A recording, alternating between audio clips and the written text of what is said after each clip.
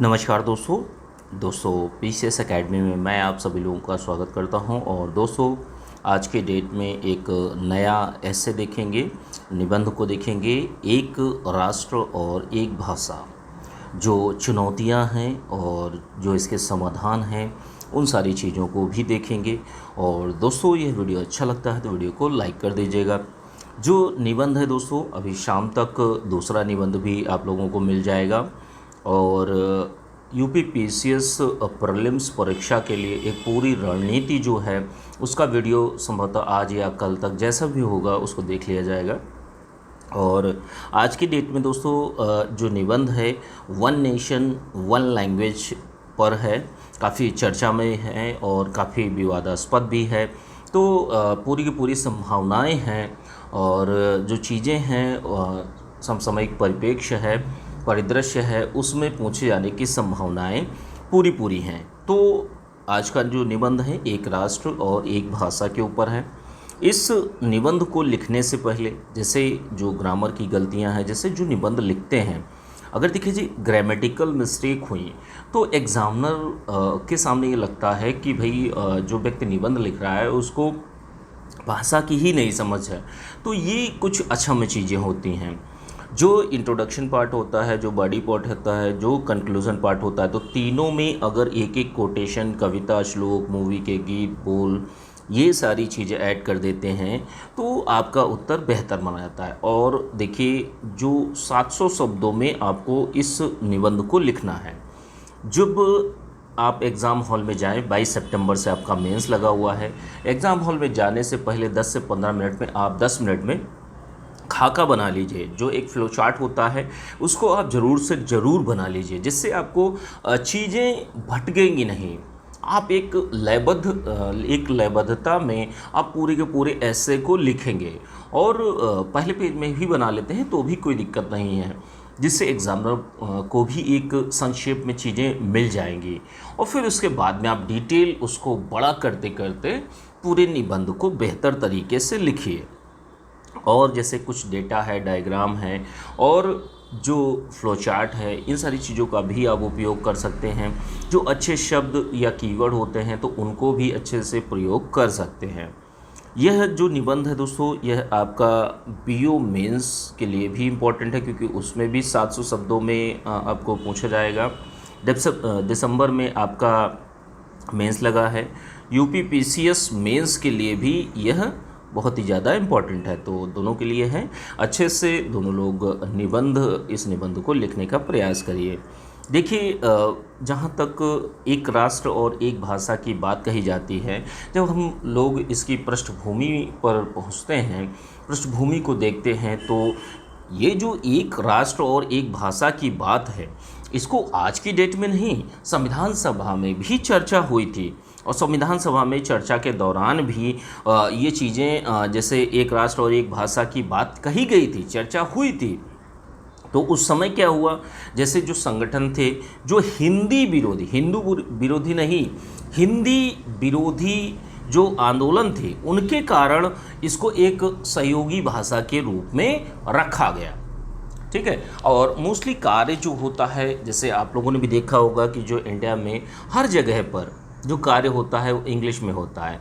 जैसे देखिए, संस्कृति हमारी जो हिंदी भाषा आधारित है, ठीक है, लेकिन जो कार्यशैली है, जो व्यवहारिक एक चीज़ें हैं, वो हिंदी में नहीं होती। आप सोच के देखिए, हिंदी का महत्व तो आज की डेट में जो पाश्चात्य सभ्यता का जो प्रचार प्रसार है और जो एक अहमियत है, वो आज की डेट में भी हम लोग ढो रहे हैं। वो चाहे वैश्वीकरण के कारण हो, ग्लोबलाइजेशन के कारण हो, मतलब ये सारी की सारी चीज़ें इनमें एक नया आयाम देती हैं।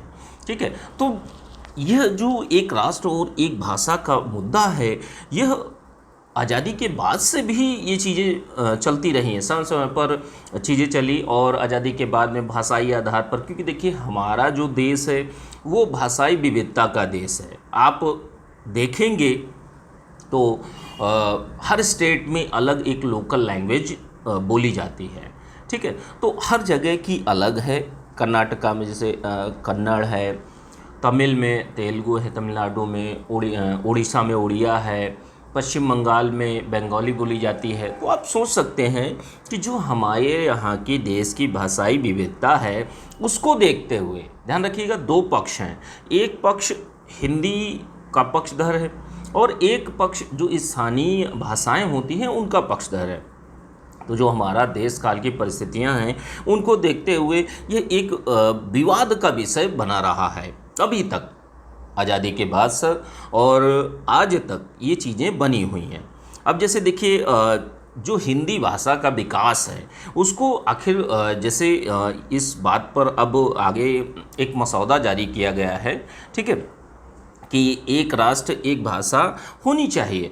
तो अब इन चीज़ों पर आधार देने का जो पक्षधर है तो वो आधार क्या देते हैं? आधार ये देते हैं कि जैसे हमारे संविधान में स्पष्ट रूप से लिखा है कि जो केंद्र सरकार है, जो राष्ट्र है, जो राज्य है, वो अनुच्छेद 351 के अनुसार हिंदी के प्रसार में समय दर समय उसमें वृद्धि करेगा, उसका विकास करेगा, उसके विकास के लिए कार्य करेगा। तो ये सारी की सारी चीज़ें कही गई हैं आर्टिकल 351 में। उसके बाद में क्या है? उसके बाद में कि अनुच्छेद 120 और अनुच्छेद 210। अनुच्छेद 120 में क्या है? अनुच्छेद 120 में क्या है कि जैसे संसद का जो कार्य संचालन है, जैसे यहाँ पर संसद को एक विकल्प दिए गए हैं कि संसद का कार्य संचालन हिंदी या अंग्रेजी में, दोनों में से किसी एक लैंग्वेज में कर सकते हैं, ठीक है। तो यहाँ पर क्या व्यवहारिक रूप में चीज़ें जो हैं वो हिंदी और इंग्लिश जो भी सुटेबल लगता है मोस्टली इंग्लिश में ही होती हैं। तो ये चीज़ें हैं। और इसी तरीके से विधानमंडल यानी राज्य में अनुच्छेद 210 के तहत यह शक्तियाँ कि जैसे विधानमंडल की जो कार्यवाही है उसको वह हिंदी या अंग्रेजी में हो सकती है। तो इसमें भी क्या है? इसमें भी इसका प्रावधान जो है अनुच्छेद 210 में किया गया है। अब देखिए, हिंदी भाषा को बढ़ावा देने के लिए या उसको प्रसार करने के लिए और कौन कौन से आधार हैं कि जैसे देखिए अनुच्छेद 343 में क्या कहा गया है कि संसद समय समय पर शासकीय प्रयोजनों हेतु या आधिकारिक प्रयोजनों हेतु या जो हिंदी भाषा है उसकी बढ़ोतरी के लिए कार्य कर सकती है। संसद विधि बनाकर इन शासकीय प्रयोजनों हेतु, आधिकारिक प्रयोजनों हेतु इस पर कानून बना सकती है, ठीक है। तो ये भी एक आधार मिलता है कि भाई हमारे देश में एक राष्ट्र और एक भाषा होनी चाहिए। अगला आर्टिकल कौन सा है? अगला आर्टिकल है आर्टिकल 344, 344। तो देखिए 344 में क्या चीज़ें कही गई हैं कि जैसे शासकीय प्रयोजन हेतु, जो शासकीय कार्य प्रयोजन होता है, तो शासकीय प्रयोजन हेतु हिंदी भाषा का आधिकारिक प्रयोग किया जाना चाहिए, ठीक है। इसी के प्रयास के लिए प्रत्येक 10 वर्ष में जो इसके लिए भाषा के लिए आयोग का भी गठन किया जाता है। उसकी कुछ अनुशंसाएँ आती हैं जो कि राष्ट्रपति के समक्ष जाती हैं, राष्ट्रपति के उनके समक्ष जाती हैं और प्रस्तुत की जाती है, तो उन पर विचार करते हैं। तो ये सारी की सारी चीज़ें, ये आधार दिए जाते हैं हिंदी पक्षधर लोगों के द्वारा, ठीक है। अभी हम पक्ष और विपक्ष में भी बात करेंगे सारी चीज़ों पर। अब देखिए, हिंदी भाषा जैसे एक राष्ट्र और एक भाषा का जो एक विवाद है या मुद्दा है, क्या होना चाहिए क्या नहीं होना चाहिए। अब प्रश्न पूछने के बहुत सारे तरीके हैं, जैसे एग्ज़ाम में एक राष्ट्र एक भाषा होनी चाहिए, समस्या समाधान बताइए। तो मतलब इन सारी चीज़ों को अलग अलग तरीके से चीज़ें पूछी जा सकती हैं। जब आपके पास पॉइंट्स होंगे, आपने मैटर अच्छी तरीके से पढ़ा होगा, आपके पास कीवर्ड होंगे, तो आप आसानी से लिख ले जाएंगे वहाँ पर। अब देखिए, विवाद का विषय क्या है? विवाद का विषय क्या है कि जैसे जो एक राष्ट्र और एक भाषा है, तो देखिए भाषा और पहचान के मध्य पहचान को समझना बड़ा मुश्किल हो जाएगा। ऐसी बातें कही जाती हैं कि भाई लैंग्वेज है और आपकी आइडेंटिटी है, ठीक है। आप हिंदी भाषा ही प्रयोग करेंगे तभी आप यहाँ पर रहते हैं, या अंग्रेजी भाषा प्रयुक्त करने वाला व्यक्ति क्या हिंदू नहीं है या भारत में नहीं रहता है। तो ये पहचान, जो आपकी पहचान है और जो जो व्यक्ति भाषा के आधार पर जो चीज़ें चल रही हैं, तो इसमें हिंदी पक्षधर लोग अपना मत रखते हैं, और जो भाषाई, क्योंकि हमारे यहाँ देखिए भाषाई विविधता बहुत ज़्यादा है, अलग अलग क्षेत्रों में अलग अलग स्थानीय बोलियाँ भाषाएं पाई जाती हैं, तो यह बहुत सारी चीज़ें हैं, इसीलिए यह विवाद का बिंदु भी बनता है जाकर। एक राष्ट्र की अवधारणा, देखिए एक राष्ट्र और एक भाषा, एक देश के लिए एक भाषा होनी चाहिए, तो इस पर जो पक्षधर हैं वो अपने हिसाब से चीज़ों को बताते हैं कि हाँ भाई ये चीज़ें होनी चाहिए, लेकिन जो अगेंस्ट में है तो वो लोग कहते हैं भाई हमारा देश जो है बहुसंख्यक है, बहुसंख्यक है, और बहुत से लोग हिंदी नहीं बोलते, जैसे बंगाल में बंगाली बोलते हैं, इंग्लिश बोलते हैं, साउथ इंडिया में आप चले जाइए, महाराष्ट्र में चले जाइए, तो ऐसी चीज़, ऐसा नहीं है कि वहाँ हिंदी नहीं बोली जाती, हिंदी भी बोली जाती है, इंग्लिश भी बोली जाती है, उसके बाद मराठी भी बोली जाती है। तो ये जो एक राष्ट्र की धारणा है, यह एक मतलब एक बहुसंख्यक अवधारणा के विपरीत चीज़ें चली जाती हैं, तो यही एक विवाद का बिंदु बनता है आकर। और तीसरा पॉइंट क्या बनता है, भाषा बनाम राष्ट्रवाद। तो देखिए भाषा बनाम राष्ट्रवाद में क्या होता है कि जैसे लोग भाषा को राष्ट्रवाद से जोड़कर देखने लगते हैं, तो ये एक अलग ही एंगल निकल आता है, ठीक है, कि जो राष्ट्रवाद है वो अलग चीज़ है और भाषा आपकी अलग चीज़ है। एक राष्ट्र और एक भाषा होना चाहिए नहीं होना चाहिए ये अलग बिंदु है, ठीक है, लेकिन विवाद का बिंदु ये बनता है कि भाई भाषा बनाम राष्ट्रवाद है, ठीक है। तो ये बहुत सारे मुद्दे हैं जो विवाद के बिंदु बनते हैं। अब देखिए हिंदी भाषा के प्रचार प्रसार हेतु, हिंदी के विकास हेतु हिंदी के पक्षधर लोग क्या क्या कहते हैं, पक्ष में लोग क्या क्या तर्क देते हैं कि हिंदी एक राष्ट्र एक भाषा होनी चाहिए। तो अब इसके पक्ष में तर्कों को देखते हैं कि जैसे देखिए विकास के समक्ष बाधाओं का निराकरण होगा। जैसे विकास के जो जैसे हम लोग डेवलप शिक्षा में मान लीजिए, व्यापार में मान लीजिए, तो एक एग्जाम्पल के माध्यम से समझते हैं शिक्षा, ठीक है। एजुकेशन में क्या है कि मोस्टली एजुकेशन जो दी जाती है वो इंग्लिश में दी जाती है। अब हिंदी को हीन भावना के रूप में देखा जाता है, जब तक हम इसका विकास नहीं करेंगे तब तक हम चीज़ों को नहीं ठीक कर पाएंगे, ठीक है। तो ये इस शिक्षा के विकास के लिए भी बहुत ज़्यादा ज़रूरी है, वो चाहे व्यापार हो, वो चाहे राष्ट्रीय सुरक्षा हो, राष्ट्रीय शिक्षा हो, ये शिक्षा नहीं है सुरक्षा है, ठीक है, राष्ट्रीय सुरक्षा के मामले में भी। तो यहाँ पर क्या है कि जैसे आप सोच कर देखिए, बहुत सारे ऐसे लोग हैं बोलते हिंदी हैं, इंग्लिश नहीं आती, अब उनके शिक्षा का माध्यम, अब उनको जबरन इंग्लिश मीडियम में जाना पड़ रहा है। एग्जाम्पल आप समझिए, जो आपका यूपीपीसीएस का रिज़ल्ट आया 2018 का, तो 18 में भी ये चीज़ें आ रही हैं कि लोग मजबूर हैं इंग्लिश मीडियम को लेने के लिए। सोच कर देखिए कि ये तर्क जो होंगे आपके बिल्कुल पुख्ता होंगे, व्यवहारिक होंगे।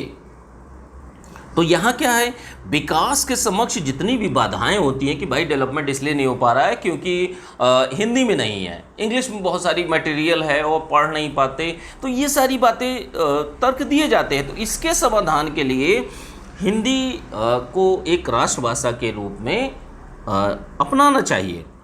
और क्या है कि जैसे ज्ञान सृजन, सार्वजनिक क्षेत्र का विकास, जो लोग हैं लोगों का विकास। भाई ज्ञान अर्जन का मतलब यह है कि सभी प्रकार के लोग, मतलब जो ऑल ओवर इंडिया लोग रहते हैं, तो हिंदी अगर सीखेंगे, हिंदी पढ़ेंगे हिंदी लैंग्वेज में, अब उनकी लोकल लैंग्वेज भी है, जिनकी नहीं है उनके लिए समस्या खड़ी होगी। अभी हम पक्ष में बात कर रहे हैं, ठीक है।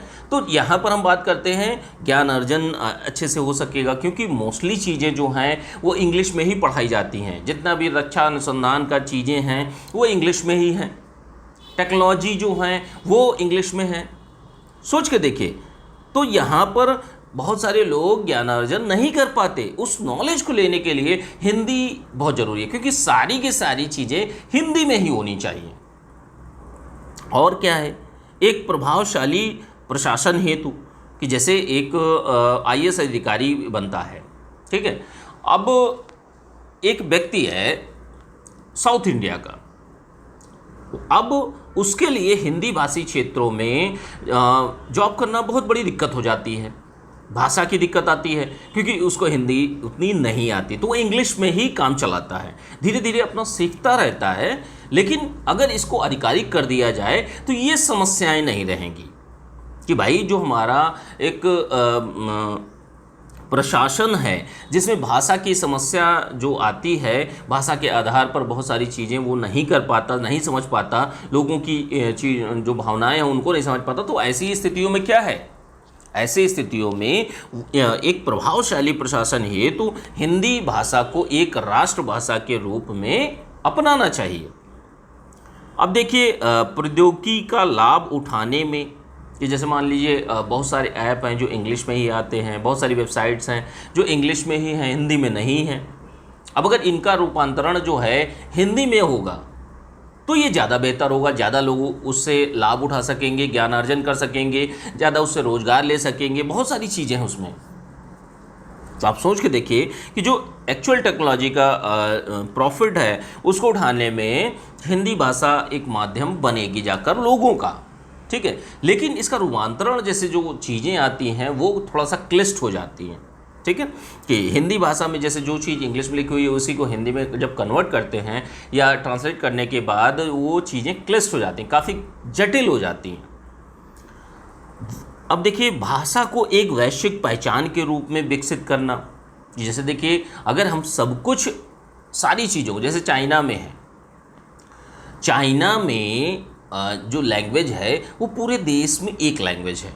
अब आपको चाइनीज़ कंपनी, जितनी भी विदेशी कंपनियां हैं चाइना में जाती हैं तो चाइनीज़ लैंग्वेज में ही आपको सारी की सारी चीज़ें करनी पड़ेंगी, चीनी भाषा में। आप सोच कर देखिए कि अगर एक राष्ट्र एक भाषा हो जाती है तो सारी की सारी चीज़ें जो भी व्यक्ति होंगे वो हिंदी भाषा में लोगों को सारी की सारी चीज़ें प्रोवाइड करेंगे। इससे क्या है, हिंदी भाषा को एक वैश्विक पहचान, जो कि आज की डेट में जो लोग हीन भावना से ग्रसित होते हैं कि भाई हिंदी है, और वाकई में आप दिल्ली में जाइए या बड़े बड़े महानगरों में जाइए, वहाँ पर अगर आप हिंदी बोलते हैं तो बड़ा आपको हीन समझा जाता है। आप सोच के देखिए कि अगर आप इंग्लिश बोलते हैं तो बड़ा आपको एलिट समझा जाएगा कि हाँ बहुत विद्वान आदमी है, ठीक है। तो ये कुछ ऐसी चीज़ें हैं कि जैसे 10 लोग बैठे हैं, 10 लोग बैठे हैं, 10 दोस्त बैठे हैं, और 10 दोस्त बैठे हैं, उनमें 8 हिंदी बोलते हैं, 2 इंग्लिश बोल रहे हैं वहीं पर। तो उन 8 व्यक्तियों के मन में जो हिंदी बोल रहे हैं उनके मन में ये ज़रूर चीज़ें आती हैं कि यार हम तो बेकार ही हैं, बताओ इंग्लिश में बोल रहा है, बड़ा मतलब बहुत ही ज़्यादा अच्छा व्यक्ति है। जबकि ऐसा नहीं है, इंग्लिश भी लैंग्वेज है और हिंदी भी लैंग्वेज है। आप जब इंग्लिश को इतना सम्मान देते हैं तो हिंदी को इतना सम्मान क्यों नहीं देते हैं? तो ये सारी की सारी जड़ है, जो एक मानसिक सोच है वो इन चीज़ों को एक वैश्विक पहचान देने के विरुद्ध एक बाधा के रूप में दिखाई देती। तो इससे जैसे एक राष्ट्र एक भाषा हो जाएगी तो इसको एक वैश्विक भाषा या वैश्विक पहचान भी मिलेगी हिंदी भाषा को। और क्या है कि जैसे हिंदी भाषा जो हमारा है तो ये प्राचीन दर्शन और संस्कृति की छाप को भी छोड़ता है, ये आज की नहीं है, हमारी सनातन संस्कृति को भी दर्शाता है। तो इसलिए भी हिंदी को एक राष्ट्र एक भाषा होनी चाहिए, ठीक है। संविधान निर्माताओं के प्रति सम्मान प्रकट करना, कि जैसे सरदार वल्लभ भाई पटेल हैं, महात्मा गांधी हैं, तो इन्होंने आज़ादी के पहले वकालत करी थी सारी की सारी चीज़ें हिंदी में ही होनी चाहिए। तो आप संविधान निर्माताओं के प्रति अपने सम्मान को भी प्रकट करेंगे। आप जब सारे कार्य एक पाश्चात्य उपनिवेशवाद के उसमें नहीं आएंगे कि भाई आज की डेट में भी हम उन्हीं की चीज़ों को ढो रहे हैं, ठीक है। अगली बात यह है कि सर्वाधिक व्यापक रूप से बोले जाने वाली भाषा। तो देखिए हमारे यहाँ क्या है, हिंदी जो है बहुतायत रूप में बोली जाती है। अब इसका व्यापक रूप से ये बोली जा रही है तो इसके पीछे तर्क क्या देते हैं कि भाई जब इतनी उसमें बोली ही जा रही है तो इसका प्रचार प्रसार समय समय पर जो संवैधानिक आधार दिए गए हैं, जो पृष्ठभूमि है उसके आधार पर चीज़ों को आगे बढ़ाना चाहिए। विकास करना चाहिए। जब सारी चीज़ों को विकास हो रहा है तो हिंदी भाषा का क्यों नहीं विकास हो रहा है? तो ऐसी बातें कही जाती हैं, ठीक है। तो ये पक्ष जो हिंदी पक्षधर हैं, जो हिंदी को एक राष्ट्र और एक भाषा के रूप में अपनाना चाहते हैं, ये उनके पक्ष है। अब हम लोग विपक्ष की बात करेंगे कि भाई विपक्ष के लोग अपने तर्क क्या देते हैं कि एक राष्ट्र एक भाषा के विपक्ष में तर्क कौन से हैं। कि जैसे जो यह भाषा है, ठीक है, हिंदी भाषा, तो देखिए एक उपनिवेशवाद की देन है, उपनिवेशवाद की देन है। अब यहीं से चीज़ें चली हैं कि जैसे एक राष्ट्र एक भाषा अगर होगी, ठीक है, एक राष्ट्र कोई भी भाषा, जैसे मान लीजिए इंग्लिश ही है। अब इंग्लिश क्या है, आज की डेट में भी तो हम इंग्लिश भाषा को ढो रहे हैं ना। सोच कर देखिए, आज की डेट में भी हम उन्हीं के गुलाम हैं, उपनिवेशवाद की देन है, ठीक है। और क्या है कि एक सांस्कृतिक पहचान और भाषा का पृथक्करण होगा कि जैसे एक राष्ट्र और एक भाषा के विपक्ष में जो हम तर्क देखते हैं, तो एक हमारी सांस्कृतिक पहचान है कि भाई हम एक विविधता वाले देश में रहते हैं। हमारे यहाँ धर्म, जाति, संप्रदाय, बहुत सारे प्रकार की विविधता पाई जाती है। और इसमें भाषा का पृथक्करण अलग होने लगेगा। जैसे भाषा अलग होगी, सांस्कृतिक पहचान आपकी अलग होगी, तो इसका अलगाव होगा, पृथक्करण होगा, ठीक है। और क्या चीज़ है कि जैसे जो एक राष्ट्र एक भाषा के विपक्ष में जब बात करते हैं तो इसमें सर्वसम्मति का भी मुद्दा आता है कि सभी लोग कभी राजी नहीं होते हैं, ठीक है। सर्वसम्मति इस मुद्दे पर नहीं बनती है। अगले पॉइंट क्या है, हमारे देश की भाषाई विविधता जो है, हमारे देश की एकता, अखंडता और भाषाई विविधता जो है, ठीक है, तो इसके यह विरुद्ध मानी जाती है कि भाई अगर एक राष्ट्र एक भाषा कर देंगे तो जो क्षेत्रीय भाषाएं हैं उनका क्या होगा, उनका क्या होगा। जैसे मराठी है, गुजराती है, पंजाबी है, बंगाली है, इन भाषाओं को क्या होगा। अब आपको भी पता है कि आप इन भाषाओं को एक भाषा या राष्ट्र की भाषा नहीं बना सकते। तो ये समस्याएं हैं। इसके विपक्ष में जब तर्क कहे जाते हैं तो यही तर्क दिए जाते हैं कि एक राष्ट्र एक भाषा नहीं होना चाहिए।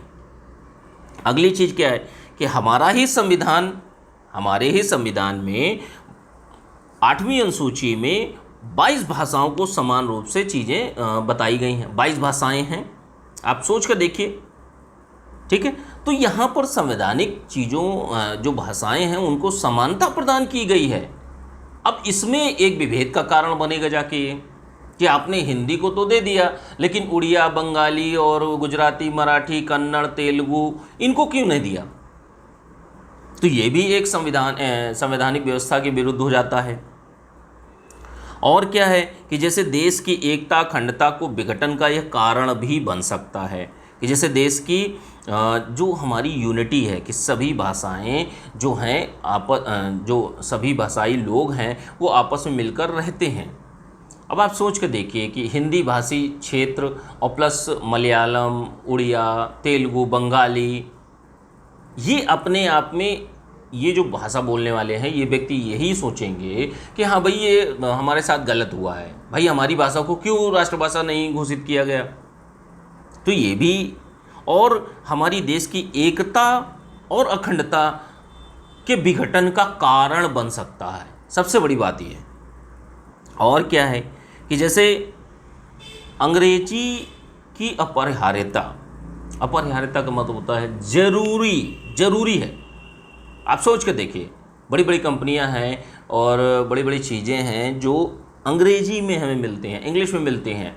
तो अंग्रेजी में अगर सारी चीज़ें अगर हमें प्रोवाइड हो रही हैं तो ऐसी स्थितियों में क्या होगा, ऐसी स्थितियों में यही होगा कि आपको मजबूरन वो चीज़ें करनी पड़ेंगी, इंग्लिश में ही करनी पड़ेंगी। आप कितनी चीज़ों को इंग्लिश टू हिंदी कन्वर्ट करवाएंगे, कितनी बुकों को करवाएंगे, कितने मटेरियल को करवाएंगे, कितनी कंपनियों को कहेंगे कि भाई अपनी कार्यशैली हिंदी में करिए। इससे क्या होगा, इससे देश में जो FDI और बड़ी बड़ी कंपनियां निवेश करती हैं वो नहीं आएंगी। तो ये एक देश को आर्थिक नुकसान भी पहुंचाएगा। सोच कर देखिए कि ये चीज़ें होंगी। और जो हमारे संविधान में एक भाषाई और विविधता की बात कही गई है, उसका महत्व की जो बात कही गई है वो भी कम होगा, वो भी कम होगा। तो आप सोच के देखिए कि इन सारी चीज़ों पर जब हम लोग बात करते हैं तो ये चीज़ें निकल कर आती हैं। जो एक राष्ट्र एक भाषा है, इसको बहुत ही ध्यानपूर्वक इम्प्लीमेंट होना चाहिए या नहीं होना चाहिए, इस पर चर्चा करने के बाद ही आगे कार्रवाई करनी चाहिए।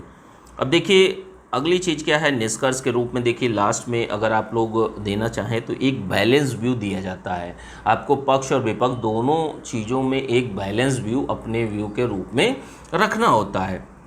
तो आप बता भी सकते हैं कि जैसे स्थानीय भाषाओं को सुदृढ़ करना, राष्ट्र की विविधता का सम्मान करना, देसी भाषाओं जो स्थानीय भाषाएं हैं उनका सम्मान करने के साथ साथ जो हिंदी का विकास है उसको भी आगे बढ़ाना, उसको भी आगे बढ़ाना। तो इस तरीके से आपको यह निबंध एक राष्ट्र एक भाषा का निबंध लिखना है। देखिए आपको जो चीज़ें हैं, जो पॉइंट्स दिए गए हैं, अगर आपके दिमाग में कोई और पॉइंट्स आते हैं तो उनको भी आप ऐड करिए, अच्छे से लिखिए और इस एस्से को अच्छे से लिखने का प्रयास करिए, प्रैक्टिस कर लीजिए। 22 तारीख से एग्ज़ाम है, ठीक है, तो अच्छे से इस प्रश्न को लिखने का प्रयास करिए, पूरे एस्से को, ठीक है। चलिए ठीक है, थैंक यू देखने के लिए।